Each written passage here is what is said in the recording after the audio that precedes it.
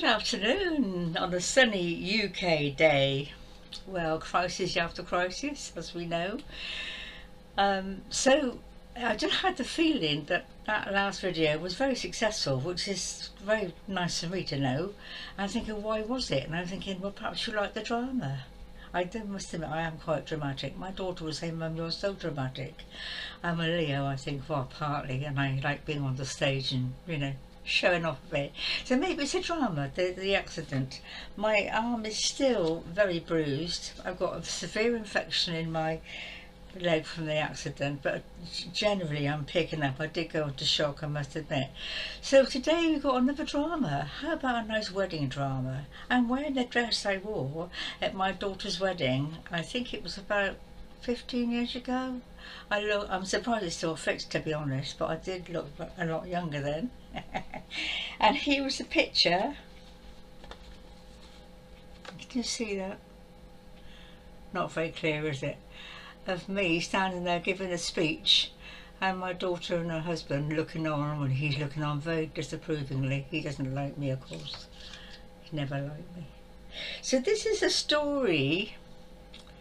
See, I've got my hat on there, and there's my daughter and her husband. It was a very expensive affair. I mean, she's supposed to have got no money, but it really was very luxurious in a country hotel, unlike my little wedding at home. But she did make a good job of it, I must admit. And I went to the service, but she wanted me to give her away because she's fallen out with her dad. She doesn't like her dad, doesn't want him at the wedding. Would I give her away? Which is, quite an honour in a way, but also a big responsibility because I've got nobody to be with me, as you know, and it would be totally on my own. Could I do it? So I was humming and hawing about this, and it was in Bristol, which is quite a way. I didn't have a car to drive that way. I was going to have to take a coach. So I had this girlfriend that said she'd meet me there and help me with it, which was quite kind, but at the end of the day she backed out because she was frightened of a family row. Anyway, so I thought, well, I can do anything. I'm good at public speaking, as you probably can gather. I have done it before. I'm not nervous. I'm not at all nervous, but I love it. I love the attention. So it was all arranged that I was going to give her away. I had a little speech already, and I bought this dress. It's not exactly special, but it's pretty, I didn't know what to wear, to be honest, and I did wear a hat, as you can see. So I'm just going to check out the video. Oh yeah, it's going. Something's happening here. Anyway, so it was all set. I was going to get the coach down and stay overnight before the event. It all sounds very simple. I'd gone down some weeks before to see her to check the astrological signs for a good day, because she's a bit moon, well, like we all are a bit on the moon, but I've forgotten Mercury was retrograde, which means that the travelling the short distances would be difficult. I didn't look into that, unfortunately, for me, as anybody else. Anyway, the day came and I said, I'd managed to buy her a lovely candle that was all engraved for her present. I didn't have a lot of money. I gave her other things. I gave her a ring and stuff like that. So I felt quite happy with my gifts. Set off on this coach for this, the night before, which is the place on Bristol Downs. I love Bristol. I lived there for a very long time.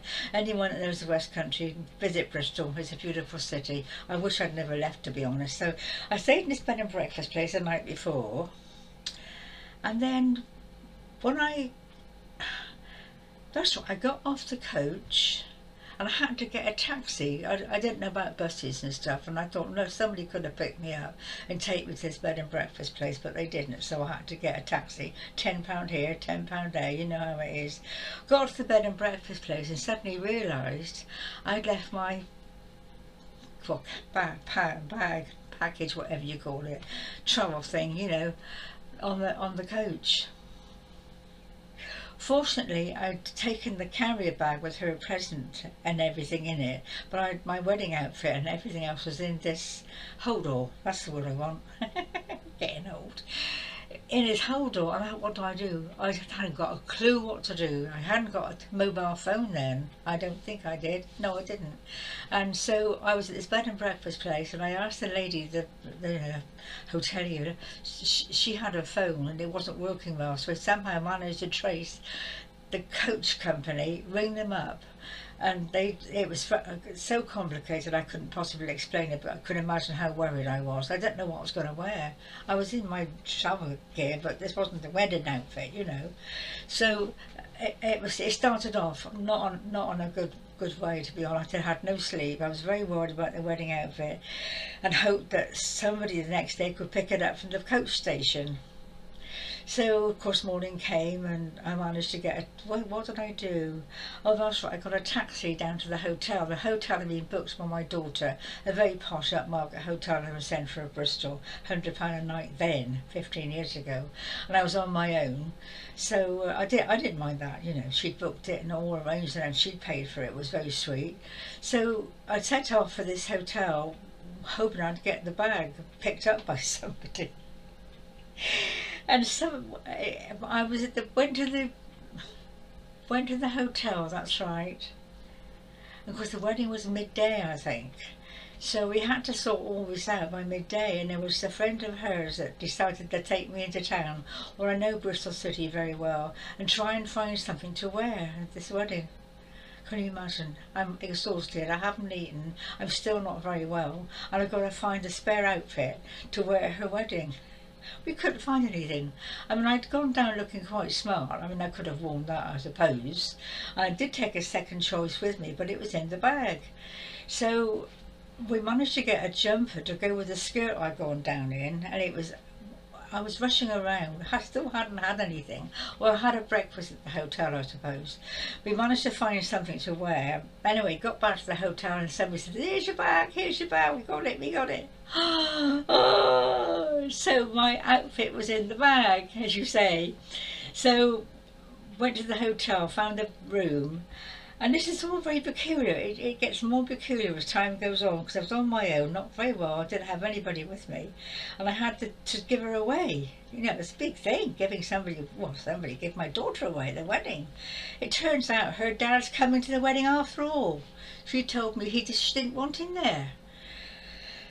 And my sister, well, that's another story. Oh, I didn't tell you. Right before I left for the wedding, about 2 days before, the sister, who I've had a big fallout with due to my parents' death some time before, and I was accused of taking money. That's another story. Oh, I'll do that one next.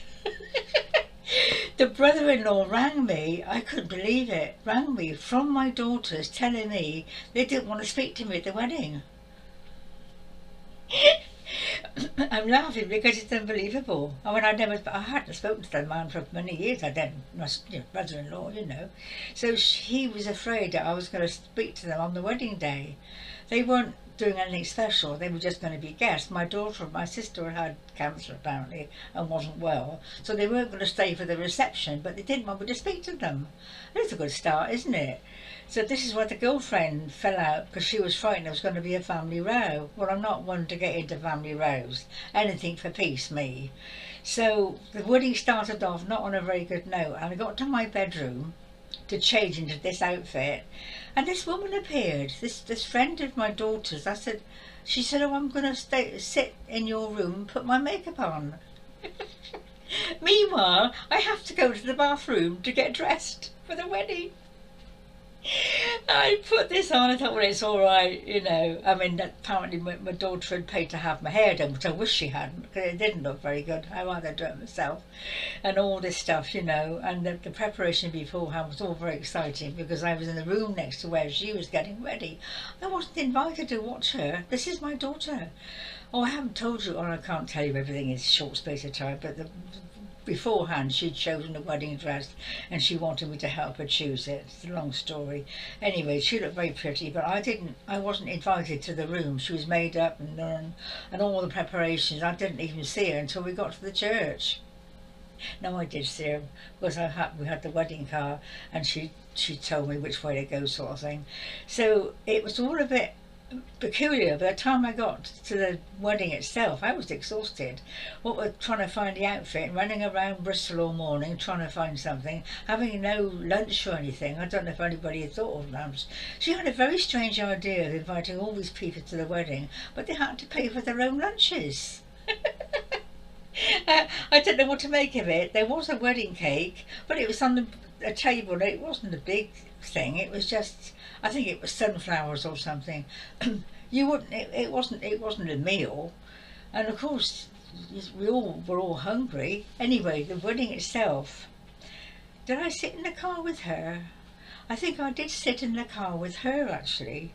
So that was quite nice, but she was obviously in a state. Well, yeah, she would have been. So we get to the church. And the vicar had a little talk with her.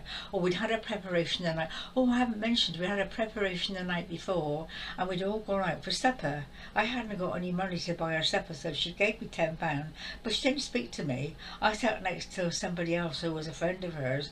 I don't think my daughter spoke to me at all, actually. It was a most peculiar affair, really most peculiar. She'd invited me to give her away, but she didn't want me to be part of it, if you know what. I was just there to do this giving away thing, but I wasn't introduced to anybody. She didn't introduce me to his parents. I knew who he was, but it was all like I was meant to be unobtrusive, you know, but give her away. I was getting some very strange messages, but anyway. So we had the meal before, and then the day came with all this running around trying to find somewhere, and I think the wedding was midday, so we set off and everything was okay. The vicar was giving her a little talk, and I was waiting in the background with a girlfriend who was supposed to be a bridesmaid. I wasn't a bridesmaid, was I? Oh, that's right. I must have been the lady in waiting, is it called? I walked behind her. I didn't have anything to carry. I had no bouquet or anything. I just walked behind her down the aisle of a church until we got to the altar. Then I sat down and I thought, I haven't got a hymn sheet. I haven't got an order of service. I'd forgotten. I just sat there on my own on this wooden seat right in the front, you know, waiting for and I fortunately knew a bit about the wedding service, but I know we'd had a little bit of a rehearsal, so I knew what was coming, but I didn't have a hymn sheet, so I was sort of singing along. Well, I was in the front, nobody would know, and of course the processing down the aisle we played Pachabel. It was very emotional to walk down behind my daughter, who we've had all these fallouts, who didn't really want me there except to give her away. And when I get there, I see her dad's there with his new wife, my sister's there with her husband, and I'm on my own with no hymn sheet. It was the Church of England, a lovely little church actually, very, very sweet. Oh, I better look at the time, hadn't I? Should be rabbiting on. It's 12. I haven't even finished. I just rushed through this last little bit, and of course, when it came, who giveth this woman to this man, and I stand up and have to hand over her little hand, which is very, very cold, to him, and I can't tell you what I felt. It was unbelievably emotional. I felt I was giving her to this man I didn't like, who didn't like me, and it was a tremendous feel. I suppose fathers feel the same, giving their daughters away. I don't know, but it was my dad had to give me away, but I gave her away in front of all these. It was a packed church. I don't know if I've got time to tell you anymore. I might have to do a new video. So anyway, it was given away, and then there was a reception, and nobody spoke to me. I sat at a table all on my own. Well, my mother-in-law was there, I think. I could see my husband on the other side of the room with his new wife and his mother and my daughter having a wonderful time. She was sitting on his knee laughing and joking. He bought her a glass of wine, and I was sitting at the table all on my own. And I gave a speech. I stood up and I gave a speech. This given away speech, the only mother of the bride gave this speech in front of all these people that they thought it was wonderful. Now there's an actress for you. Anyway, I'm going to go now. There's a lot to think about, isn't there? I might do another one later on. That's just the tip of the iceberg, really. But I did manage it, and I got a coach home. I survived it, but it was. I can remember it today because I'm going through another crisis, which I won't tell you about now.